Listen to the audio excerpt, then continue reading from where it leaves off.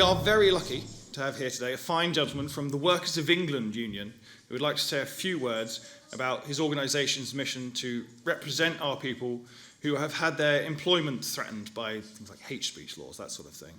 And this is a very important issue for all of us, and one that can't be ignored going forward. So please lend him your ears. It's Niial. Thank you.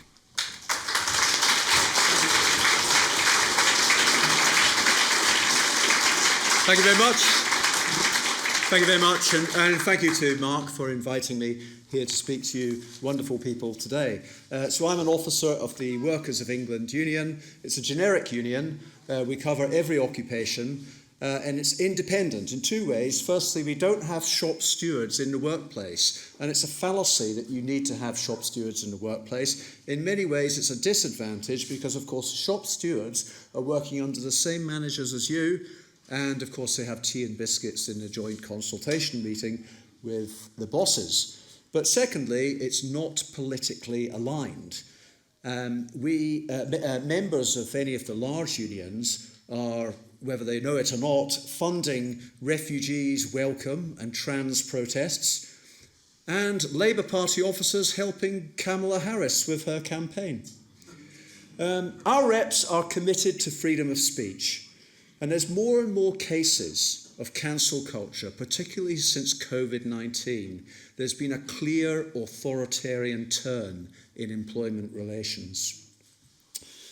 There's a progressive establishment which has inverted individualism and collectivism. So they focus on the greater good through equality, diversity, and inclusivity. And they're against the traditional collectives of faith, flag and family, which are now individualized to the personal domain. Being a Christian must be kept private.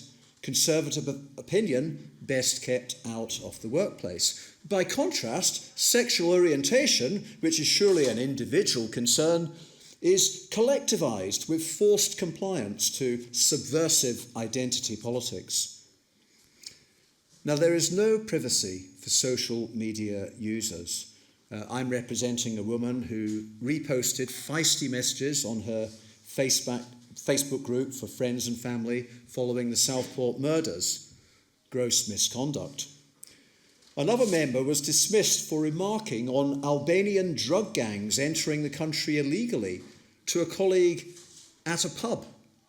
The person who reported him was taking the side of criminals, yet the company saw our member as harming its reputation. You could be sacked just for being here today. From a management perspective, nothing is worse than wrongthink. It implies a reactionary or hateful attitude. It is counter-revolutionary because whether people realise it or not, we are amidst a cultural revolution. It is as shrill, puritanical and irrational as that unleashed by Mao in China in the 1960s. So if you get caught in a spider's web, you should stay calm, confide carefully, continue as if nothing has changed. If you're suspended, you could be off sick. I don't recommend going to a solicitor who cannot participate in disciplinary proceedings. You'll need a trade union rep. In the Workers of England, we have access to legal advice through our legal director, Robin Tilbrook. Members often seek help after they've attended an investigation meeting, and that's too late. They've already admitted the allegation, and they've said a lot more to incriminate themselves.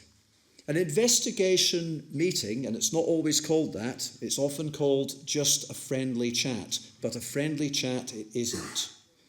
If summoned to a meeting with your manager and you find someone from HR in the room, what do? You walk out. There is no legal right to a union rep in an investigation meeting, but it's good practice for employers to allow it. And what we say is, no rep, no meeting. So then comes the hearing, and here is where you should really follow your rep's advice. political cases, which are becoming more and more common, what I now do is I get the member to submit relevant articles showing that members' views are legitimate expression in matters of public interest. And I check at the hearing that the panel has read them. Breaches of social media policy are becoming a common way of disciplining staff. But at the hearing, I ask, are your criteria objective or subjective? And they have difficulty answering that. But of course, they're assessing what the member has said through an ideological lens. Staff were not being disciplined for promoting Black Lives Matter or racist notions of white privilege. And there is privilege in the room, in the managers and HR, middle-class values and their luxury beliefs. It's some consolation for members who end up getting sacked.